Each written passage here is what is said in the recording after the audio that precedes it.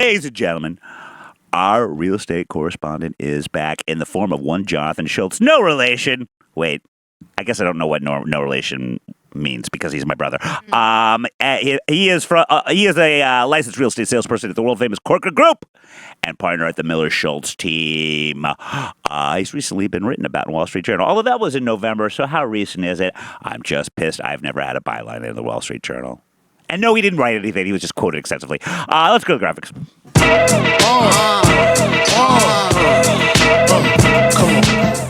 Our house is a very, very, very fine house with 2 cats in the yard. Baby.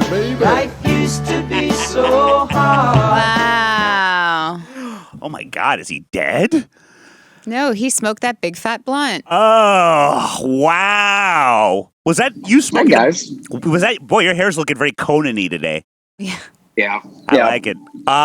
We're not very showered. We're not very shampooed, but we are in Florida. And it's probably currently 76, 77 right now. How dare I hate you. Well, And that's the thing. If you have any questions, because he's going to be doing double duty today. He's not only our real estate correspondent, but he's our spring break correspondent as well. Woo, spring break. We've gotten my daughter, my 3-year-old daughter, to say spring break and affected it with a spring break. So we're living it right now. They are more than welcome to provide such content in the background anytime they want. How hard are Henry and Teddy partying? Well, actually, at the moment, my daughter is in front of the TV while my boys are getting COVID tests, so we can be allowed to do certain things while in Florida. So, gotcha. We are planning to party hard. I can tell, man.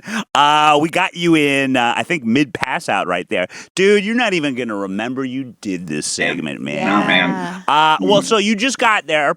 Although you've been there, Yep. I feel like you've been there for a couple days, though, yeah? We got it Friday. Yeah, we got it Friday. So, but you're only now Wonderful. getting the test. I guess you haven't been able to get a good lay of the land. How are things in Florida?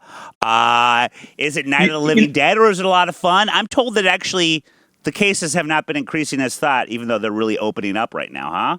Well, it's definitely not as bad as I had anticipated. And by bad, I mean people not wearing masks and kind of thumbing their nose at it. Right. People are wearing masks. I mean, it's a state law, I believe, still to wear a mask. And everywhere we go, we went to the zoo on Saturday, and 99% of the people were wearing masks, even the Mennonites. And no, it's been good. And the weather's been nice, and people have been out and about. We've been going to restaurants, but sitting outside. We're also dealing with an area that the majority of the people are, of a certain age where the majority of them are fully vaccinated. And even still, people are you in Jupiter, Florida? I'm actually right outside of Jupiter. I'm in Palm Beach Gardens. That's where I went to spring break. I loved it there. That's where the cool kids go to spring break. Yeah. So yeah, no, it's been nice, and the weather's beautiful, and the people have been relatively. I'm so jealous. I approve of their actions. It was like 45 today. I was like, maybe I could get away with wearing sandals. Learn on the walk over here. No, I can't. Please protect my eyes for a few more months. She loves looking at the bunions. Well, thank you so much for joining us. I'm sorry to be interrupting the Jaeger bombs. I know you like to get at it very early in the morning when you're in Florida. And it's such a good image for the kids, too, I think, when he's Although really, no, my kids like sake bombs. They like sake bombs. I was going to say, I prefer a sake bomb. Mm-hmm. You and Georgia should do some bar hopping, man.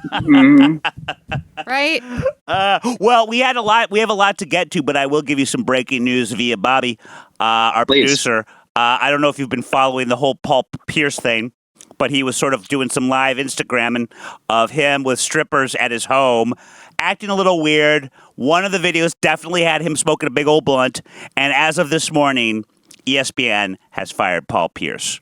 Now, we were trying to decide exactly what he did wrong. Was it ill-advised? Yes.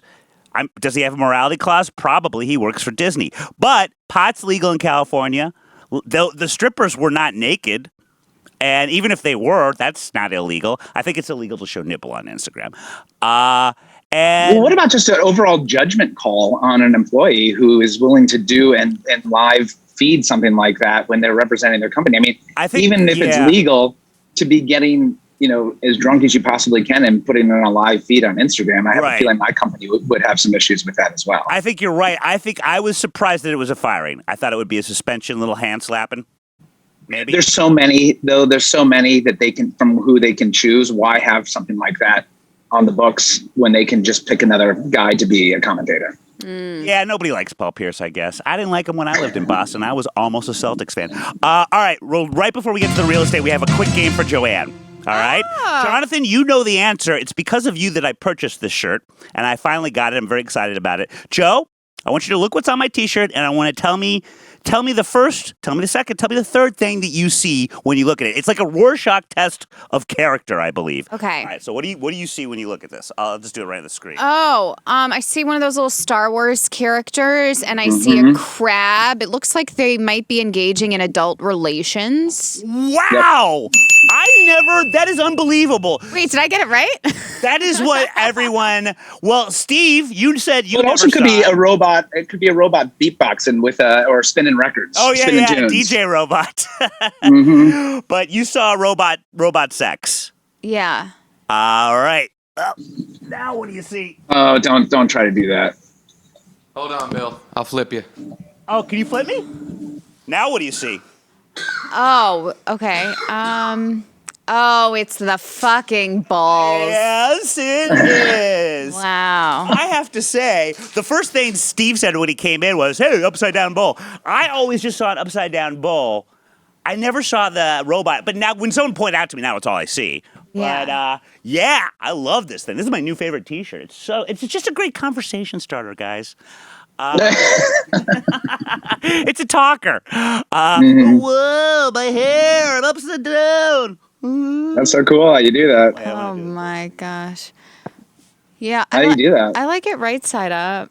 You don't like the robot having sex with the clam? It's trippy. I think it's a crab. Well, thank you for alerting me that this fine product is available on the World Wide Web. I hope nobody else gets it because I want to be unique. I think it was Alfred who brought it up. Who actually I saw was on your. Was he on your show yesterday? It was Alfred who brought it up. You're our real estate correspondent, and he's our Space Jam 2 correspondent. So every show needs theirs. All reasons to update the old resume. I imagine someone on the production line for these T-shirts just fucked up. They just accidentally put the image upside down, and then the company thought, let's go with it. Sell it anyway. Those Bulls fans will buy anything. Or the guy who made the logo just has a sick sense of humor, and he's like, someday someone's going to figure this out. I've read an interview with this guy. I don't think he's no longer with us, but he just didn't strike me as the kind of guy that would put a secret message like this in it. Not to mention it was made in '63. It's iconic logo. This guy got $50 for it and season tickets for 1 year. That's it. That's it. Yeah. Wow. Very, very sad. Well, even more sad than that is that we've wasted this much time talking about underage kids drinking. Really underage. I mean, Jonathan's kids are pretty young. And upside-down bowls. Joe, can you hit me with some real estate love? And then Jonathan will hit you with his knowledge. Yeah, sure. Enthusiasm, please. Yeah. Well, speaking of being in demand... Oh, your segues this week, man. Rough stuff. There is a home in Berkeley, California that was listed for $1.15 million, and it just sold for twice that amount. Listing agent Jill Carrigan of Grub Co. Not a great name. But good for Jill, she's set. Says it's the first time she's seen a house sell for $1 million over asking price. Saying it's an unusual feat, even in an ultra competitive market like the Bay Area. Neighbors aren't surprised. Location, says one. I can't believe they came up with that on their own. Yeah, 3 times. It really brings it home. Before. Yeah. Apparently, this home has stunning views of the Bay, and it's near the University of California, Berkeley. If you have a view, you don't have a yard usually, but this home has that. Plus, 3 bedrooms, 2 bathrooms, and a home office. It's close to hiking trails. And as Jill Carrigan says, it's kind of a unicorn. 2,400 square feet. It received 29 offers in just 11 days before selling for $2.3 million. Now, Jonathan, my question for you is, does this now fuck up the comps in the neighborhood? I know that from watching HGTV, when people are flipping and selling homes, they look at what other homes can sell. Is this good for other sellers in the neighborhood or bad? New at 11. Well, certainly not bad. This is a common strategy when you're in a housing market, when you're in a selling market. If you're in a buying market, it doesn't work very well. But when you're in a selling market, when there's such a lack of inventory and there's a glut of serious buyers out there, what you try to do is go in and understand the value of the home. And let's say this home's value was $2 million. What often real estate agents will do is say, look, your home is probably worth $2 million. Let's underprice it. Let's get as many people through the door as possible, and let's see them outbid each other and make it a competitive environment. And we do that all the time. And when the height of the Manhattan market in 2015-16, we did that a lot. Going $1 million over is unusual. It's not unheard of. I remember specifically, I was part of a deal that involved a celebrity who we had a product that was a beautiful product. It was in the location that person wanted to be in. And they knew they were competitive with 3 or 4 other people. They had already lost out on 10 other properties. So also when that happens, when you have buyers who keep failing and keep failing and keep failing, they get frustrated. And if money is not necessarily the biggest object in their life, they're willing to put and fork over a significant amount. So we had a $5 million offer.